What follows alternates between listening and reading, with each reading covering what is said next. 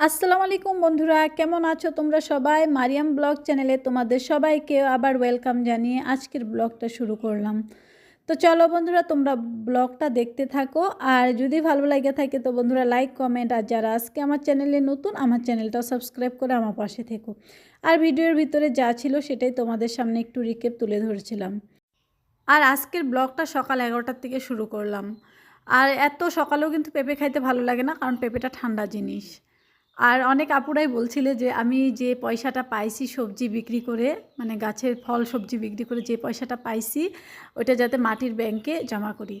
তো বর্তমান আমার কাছে মাটির ব্যাংক নাই। তো একটা কার্টুন আছে আর কি, ছোট্ট একটা এরকম কার্টুনটা সুন্দর করে বক্সের মতন বানাইছি।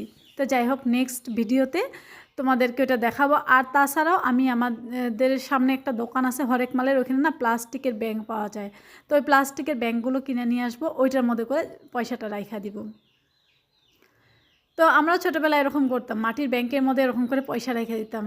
মানে ছোটোবেলায় বাবা মা যে পয়সা টয়সা দিত হাতে, 1 টাকা 5 টাকা 2 টাকা যা দিত ওইখানে কুটির মধ্যে করে জমা করে রাখতাম। তো এই যে দেখো, পেঁপেটা কাইটে নিছি আর ফুল বাগানে একদম খাওয়া শুরু করে দিছি পেঁপেটা। আর যখন আমি মাটির ব্যাংক একটা পাবো তখন কিনে নেব। মানে বাজারে যাইতে হয়, তোমাদের ভাইয়াকে বলে দিল না, মানে মনেই থাকে না নাকি, আইনেই দেয় না সহজে। তো কারণ মাটির ব্যাংক বা প্লাস্টিকের ব্যাংক যেটাই হোক, মানে পয়সা জমালে মেয়েকেও শেখানো লাগবে। কারণ হচ্ছে যেমন আমরা ছোটোবেলায় জানতাম যে মা বাবা দেখায় দিছিল বা শিখাইছিল, কিন্তু মেয়ের হাতে কিন্তু পয়সা হয়, আর ওই পয়সাগুলো মেয়ে আমার হাতেই দিয়ে দেয়। কিন্তু ওই তো যাই হোক, ওই খুঁটির মধ্যে যদি ওকে নিজে জমানো শেখায় তাহলে কিন্তু ও কিন্তু শিখবে। তো তাই আমি নিজেই যাই সামনের থেকে একটা প্লাস্টিকের ব্যাংক কিনে আনবো। কি হয়েছে? হ্যাঁ, ভিডিও করা দেখতেছ? ভিডিও করা দেখতেছ? তো বন্ধুরা দেখো, এই যে বাইরে একটু ক্যামেরা বাই করলে এই যে বাচ্চারা এইভাবে একদম ঘিরে ধরে। ইয়েস ইয়েস বলতেছে, ইয়েস। হ্যাঁ, ভিডিও করে আসছি।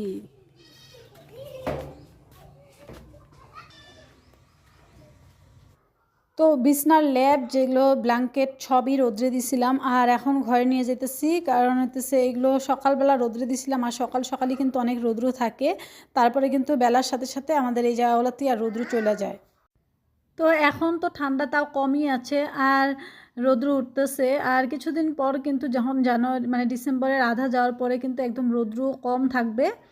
আর তখন কিন্তু এই যে ল্যাপ তোষক এগুলো শুকানো অনেকটাই অসুবিধা হবে। সেই জন্য আজকে আমি বিছনার যতগুলো ল্যাপ তোষক ছিল সবই রোদ্রে দিয়ে দিছিলাম। আবার উপরের বালিশ কাভারের থেকে আরম্ভ করে মশারি সবই ধুয়ে দিচ্ছি, মানে ভিজিয়ে রাখছি, এখনও ধোয়া হয়নি।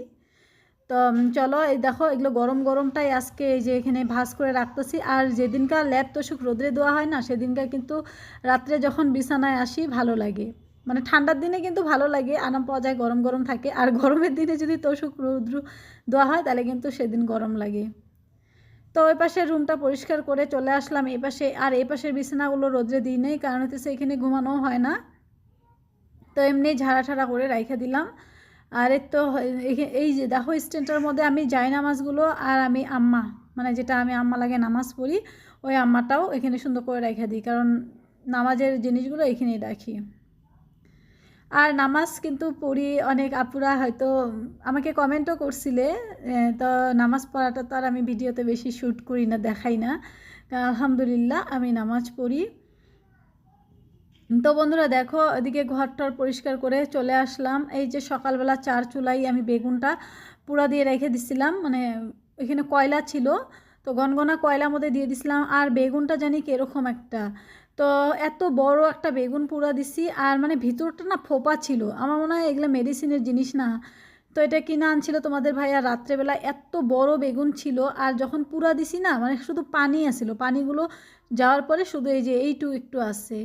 তো আজকে তোমাদের ভাই আর আমি মানে পুরাটাই অবাক হয়ে গেছি যে আসলে মানুষরা যে পয়সার জন্য দেখো নিজেদের ক্ষতি করে শরীরের।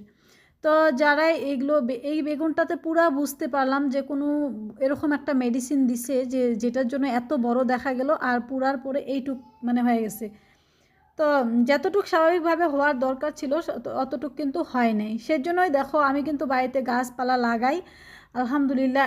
এটা যেগুলো বাড়িতে গাছ লাগাই এগুলোতে কিন্তু কোনো সার মানে বিষাক্ত কোনো কিছুই দিই না, শুধু গোবরের সারও অল্প স্বল্প দিই। আর এখানে দেখো রাত্রেবেলার ছিল মূলার তরকারি, আর আজকে তো এই যে ভাত করছি শুধু, আর এই যে বেগুন ভর্তা। তো বেগুনটা পুরা দিয়ে ভর্তা করলে বেশি ভালো লাগে, তো আমি ভাতটাও খাইয়ে নিছি। আর এই যে দেখো এখন এই ওই পাশে যে পেঁপে গাছটা যে আছিল, ওই পেঁপে গাছটার গোড়াতে এই যে এই পুদিনা গাছটা লাগাই দিছিলাম। আর পুদিনা গাছটা ওইখানে লাগানোতে না একটুকু ভালো হইতেছে না, তো হয়তো এই গাছটা এত রোদ্রুর দরকার নাই, সেজন্য আমি এটা একটু শ্যামা জায়গায় লাগাই দিলাম। তো দেখি এখন এখানে লাগাই দিছি, একটু পরে আমি ওখানে পানিও দিয়ে দিছি। তো বন্ধুরা এই যে এখানে শসার চারাটা দেখো হইতেছে, আর এখানে এই ধনে পাতাগুলো উঠিয়ে এখানে আর একটু মাটি সাটি দিব, আরও এখান দিয়ে 2-3টা শসার বীজ আরও নতুন বনে দিব, কারণ এই মাথাটা খালি থাকবে এটা তো ভালো লাগবে না, এত কষ্ট করে মাথাটা দেওয়া হয়েছে। তো এই যে বস্তার মধ্যে যে একটা শসা গাছ আছে, তো আমি ওইটা ভাবিই নাই সত্যি কথা বলতে। আসলে কি আমরা গাছ লাগাইলেই কিন্তু ফলের আশা করতে পারি, যদি গাছ না লাগিয়ে শুধু ফলের আশা করি তাই কি আর হবে? আমি ভাবি নাই যে ওই যে বস্তার মধ্যে যে এত ল্যাংল্যাঙা হয়েছে, আমি ভাবছি ওইটা উঠিয়ে আবার নতুন করে শসা বুনে দেব। তারপরে দেখো একদিন মানে হঠাৎ করে মাচার মধ্যে চায়ে দেখলাম যে ওইখানে একটা শসা রয়ে গেছে। তারপরে কিছুদিন পরে ওইখানে আর একটা শসা পাইলাম। তো যাই হোক 2টা শসা কিন্তু ওই গাছের থেকে পাইয়া গেছি, বড় শসা। কোনো যত্নও করি না, এরকম কি পানিটা পর্যন্ত আমি ভালো করে দিই নি, ভাবছি যে ওই গাছটা হবে না, তারপরেও কিন্তু আল্লাহ দিলে 2টা শসা পাইছি ওইখান থেকে। এখনও আছে আলহামদুলিল্লাহ, আরও হইতে পারে, ফুল টুল আসতেছে গাছের মধ্যে। তো এখন একটু আবার যত্ন নিছি, এখন একটু গোবরের সার আর এই যে ধানের চিটা এগুলো অল্প দিয়ে দিছি। তো দেখো এই যে পেঁপেটা যে ছুললাম ওইটা ওই সাইড দিয়ে দিলাম, মানে এতটা গোড়াতে দিই নেই, কারণ গোড়াতে দিলে কিন্তু ফাঙ্গাস লেগে যাবে, সেজন্য একটু সাইডে দিয়ে তার উপর দিয়ে আমি যে কাঠের পোড়া ছাইগুলো যে আছে ধান সিদ্ধ করছিলাম ওই ছাইগুলো বেশি করে দিয়ে দিলাম, মানে যাতে করে এখানে পোকাগুলো না হয়। আর এখানে ধানের চিটা দিছি, তাতে তো মুরগি আসবেই, যাতে মুরগি মুখ না লাগায় সেজন্য আমি এখানে আবার উপরে মাটি দিলাম, মাটি দিয়ে ঢাইকে দিলাম, তারপরে আবার পানি দিয়ে দিলাম। তো চলো একটু যত্ন করি, যেহেতু দেখো এমনিতেই হইতেছিল, তার মধ্যে একটু যদি যত্ন করি আল্লাহ কিন্তু অনেক সুন্দর ফল দেবে ইনশাল্লাহ। এই তো এখন চলে আসলাম আবার, কারণ ঘরগুলো তো তখন পরিষ্কার করে ধুয়ে গেছিলাম, আর এখন ঘরটাকে মুছে নিব। তো একটার পর একটা কাজ এরকম করে করতেছি, আর মানে ভাবতেছি যে বেশি শীত পড়ার আগে মানে কাজগুলো যদি আমি কিছুটা গটিয়ে রাখতে পারি, তো এমনিতেও সবসময় কাজ করতেই হবে। তো এই যে রান্নাঘরটা ধরবো একদিন, রান্নাঘরটা ধরে ওইটা একদিন একদম পুরা ক্লিন করব। আর মোটরের পাইপটা দিয়ে এরপর ধুইতে লাগবে। তারপরে দেখো এখানে ঘর মুছতেছিলাম, ওই সময় আসলো আরফান। তো আরফানকে নিতে ওর মাও এসে পড়ছিল। তো এইখানে পেঁপে ছিল, আরফানকেও দিয়ে দিলাম অল্প। তো চলো বন্ধুরা, ঘর মোছাটা কিন্তু আমার কমপ্লিট হয়েছিল না, কারণ হলো ওই যে বোনটা আসছিল, বোনটার সাথে একটু কথা কইলাম।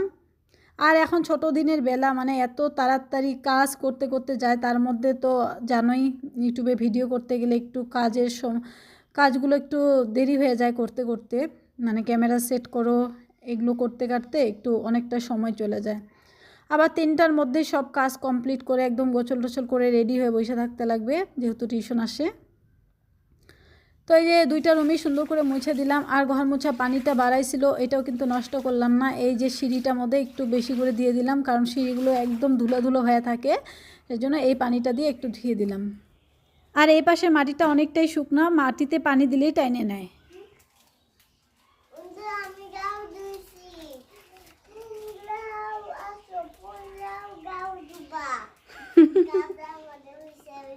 কিসের মধ্যে বসে বসে? তো বন্ধুরা এই যে মেয়েকে গাও দিয়ে দিলাম, অ্যাকচুয়ালি গাও গোসল করে দিলাম, গোসল।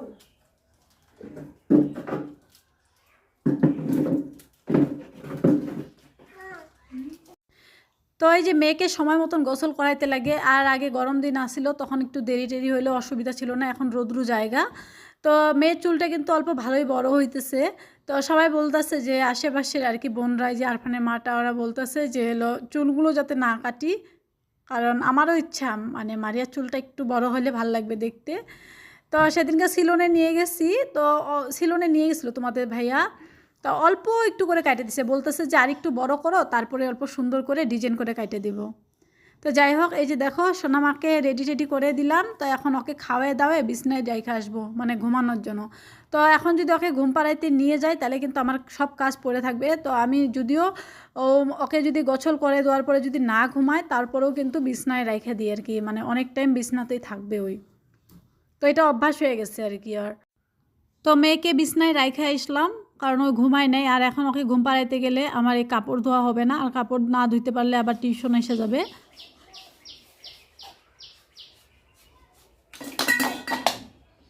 দেখো বন্ধুরা, এটা ভেঙে গেল।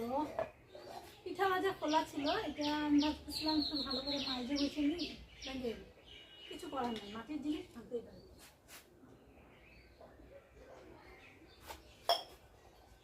হাতে মধ্যে একটু দুঃখ বেশি। তো একদিকে আমার পিঠা ভাজার উপরের যে সরাটা ছিল এটা পছন্দও ছিল না, মানে এই যে উপরে যে ধরার মতন একটা থাকে গুটুলি, ওই গুটুলিটা নাই গা। তো যাই হোক, এটা ভেঙে গেছে, এখন আর একটা নতুন কিনতে লাগবে। আর এই যে কলসটা আছে, এই কলসটার মধ্যে করে মেয়ের জন্য পানি গরম করি। তো যখন চুলাতে পানি গরম করি অনেকটা গ্যাসও সেভ হয়, আর তখন বড় কলসেই করে নিই। আর এই যে গ্যাসের মধ্যে করলে এটার মধ্যে করে করি, কারণ চুলাটা নিভে গেছে, আবার ধরাইতে কিন্তু অনেকটা সময় লাগবে, সময়ও যাবে গা। তো সেই জন্য এই ছোট্ট কলসটার মধ্যে করে নিচ্ছি। এটুক দিয়ে ওকে গোসল করে দিলাম, যেহেতু আজকে আর যেদিনকে মাথাতে শ্যাম্পু টেম্পু দিই সেদিনকে কিন্তু অনেক পানির দরকার হয়। আর আমাদের কলের পাড়ে না একটুকু রোদ্রু থাকে না ঠান্ডার দিনে, এই সাইডটা একদমই রোদ্রু নাই, সেজন্য কিন্তু ওকে গোসল করাইতেও খুবই কষ্ট হয় ঠান্ডার দিনে। আর আগে যখন সিম গাছ ওইখানে ছিল না আর কি উপরে, তখন ওই উঠানটার মধ্যে রোদ্রু ছিল, আমি ওইখানে পানি নিয়ে ওকে গোসল করে দিতাম। আর এখন ওদিকেও নাই, সেজন্য ওইখানেই অল্প কষ্ট মষ্ট করে ঘরে নিয়ে যাই। তো সব কাপড় চুপড় নিয়ে নিচ্ছি, আর এখন কাপড় জামাগুলো সব খইচে অল্প অল্প করে ধুয়ে নিব, কারণ একবারে অনেকগুলো কাপড় হয়ে গেলে না ধুইতেও কী লাগে আমার। তো ওই যে দেখো কতগুলো ছোটোগুলো, ওগুলো আগে ধুয়ে নিছি, ধুয়ে যে বালতিতে রেখে দিছি, এখনও মেলি নেই। আর তারপরে দিছি মশারিটা, তো মশারিটাও ধুয়ে নিই, মশারিটা অনেক দিন হয়ে গেল ধোয়াই হয় নাই। তো এখন এই ঠান্ডার কয়েক মাস কিন্তু যাবে আর কি, কয়েক মাস বলতে 2 মাস তো যাবেই আর কি, 2 মাস পরে আবার ধুলে হয়ে যাবে। তো আমি তো দেড় 2 মাস পরে কিন্তু এই যে মশারি ধুয়ে দিই, পর্দাগুলো তাও আগেই ধুই, কিন্তু মশারিগুলো একটু দেরি করে দিই, অত নোংরাও হয় না। তো চলো মশারি এখন টানিয়ে রাখি। আর মশারিটাকে ভালো করে মেলাইতে পারলাম না, কারণ না মশারিটা ভালো করে মেলাইতে গেলে নিচের মধ্যে ছেঁচড়ে যাবে, সেই জন্য ওইখানে ওরকম করে রাখলাম, পানিটা ঝরে যাক তারপরে ভালো করে নাইড়ে দিব। আর এদিকে খুবই তাড়াহুড়া করতেছি, কারণ টিউশন আইসা যাবে। তো বালিশের কাভারগুলোকে ভাবছিলাম একটু উজালা দিয়ে দিব, সাদা যেহেতু, তারপরে যাই হোক উজালা দিলাম না। তো উজালা দিলে না কিছুদিন পর আবার এই যে মাথার যেমন তেল একটু থাকে, তখন কিন্তু আবার চকরা বকরা হয়ে যায়, সেই জন্যই দিলাম না। আর এই যে এখানে চন্দ্রমল্লিকা গাছটা একদম হেলে গেছে, এখান দিয়ে যাওয়া আসা করতে মানে একদম অসুবিধা হয়, হয়তো ডাল ভেঙে যাবে, সেই জন্য আমি কি করলাম, একটা সুতলি নিয়ে অল্প বাইন্ধে দিলাম, যাতে করে একদম হেলে না যায়। তারপরেও দেখো আর একটা এই যে ছোট্ট একটা ডাল, ওই ডালটাকে এখানে গাইড়ে দিলাম, যাতে করে আরেকটু সাপোর্ট হয়। তো এই যে এখানে সকালবেলা তো পিঠা ভাজছিলাম, তো এগুলোই এখন একটু ছাপা করে রাখি, কারণ সে গোছল টোছল করার পরে এই জায়গাটা এরকম হয়ে থাকলে না ভাল লাগে না, তখন মুছা টুসা করতে ইচ্ছা করে না। তো গোসলের আগেই প্রায় সব কাজ শেষ করি, কারণ হইতেছে গোসল করার পরেই তো এই যে বাচ্চারা আসবে, তখন আর কোনো কাজই হয় না, আর বাচ্চারা যাইতে একবারে রাত হয়ে যায়, অন্ধকার হয়ে যায়। তো পরশুদিনকা আমি রাত্রেবেলা করে গাছের কাজ করছি, একা অন্ধকারের মধ্যে মোবাইলের লাইট দিয়ে কাজ করতেছিলাম, আর এত ভয় পাইতেছিলাম। তো লাস্টে তোমাদের ভাইয়া এসে বকা দিচ্ছে কি এখনই তোমার করতে লাগবে। তো বিকালে অনেক বিচি টিচি বুনার থাকে, তো বিকালবেলা টিউশনের বাচ্চারা থাকে, সেই জন্য কিন্তু আমি বুনতে পারি না। তো টিউশনের বাচ্চারা যাওয়ার পরে নামাজ পড়তে অন্ধকার হয়ে যায়, তখন আর কি এই কাজগুলো করি। তো বিকাল দিক দিয়ে কিন্তু বেশি গাছের কাটিংও লাগান যায়, আবার বিচি টিচি যা আছে আমি কিন্তু বিকাল দিকে বেশিরভাগ বুনি। তো সেই জন্য বিকালবেলা কাজ করতে পারি না বলেই আমি ওই রাত্রেবেলা করি আর কি ওই কাজগুলো, টর্চ লাইট দিয়েই করছি। আর অ্যাকচুয়ালি কি জানো, একা অন্ধকারে মানে কাজ করতে ভয় লাগে। তোমাদের ভাইয়াকে বলি যে একটু দাঁড়িয়ে থাকো, তো বলে কি আমি ঠান্ডার মধ্যে চাদর নিয়ে দাঁড়িয়ে থাকি ওখানে। তো যাই হোক, কিছু আর করার নাই, এইভাবেই করতে লাগবে, যেহেতু টিউশনটা পড়াই সেই জন্যই। তো এই যে এখানে উনান পাটটা একটু সুন্দর করে মুছে নিতেছি, আর একটু হালকা মাটি নিয়ে নিলাম, কারণ একটু মাটি নিয়ে মুছে দিলে না পরে মোছার পরে যখন এখানে রোদ্রু পড়ে তখন কিন্তু সাদা ধবধবা হয়ে থাকে, ভাল লাগে দেখতে। তো বড় চুলাটাকে ভাবছিলাম একটু ভেঙে দিব, তা একজন আপু না বলতেছো, একজন আপু বলো হ্যাঁ দিয়ে দাও।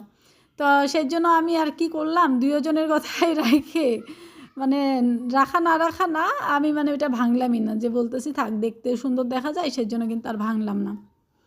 আর আজকে এই যে অল্প হাতে সময় আছে সেই জন্য এই যে গাছগুলোকে সব কলের পাড়ে নিয়ে আসলাম, কারণ এত ধুলা ভিডিওতে হয়তো বোঝা যাইতেছে না, তো অনেক ধুলা এই গাছগুলোর উপরে। কারণ হচ্ছে ওই যে বারান্দাটা তো আমাদের কি, বারান্দাটা তো প্লাস্টারও নাই এবার টাইলসও নাই না, সেই জন্য ধুলাগুলো আটকে ধরে, আর যখন ঝাড়ু দিতে নিই তখন এই ধুলাগুলো সব গাছের মধ্যে যায় যে আটকে যায়, আর এর জন্য কিন্তু গাছগুলো বাড়তাওছে না ভালো করে। সেই জন্য আজকে ভাবলাম গাছগুলোকেও গোসল করে দিই।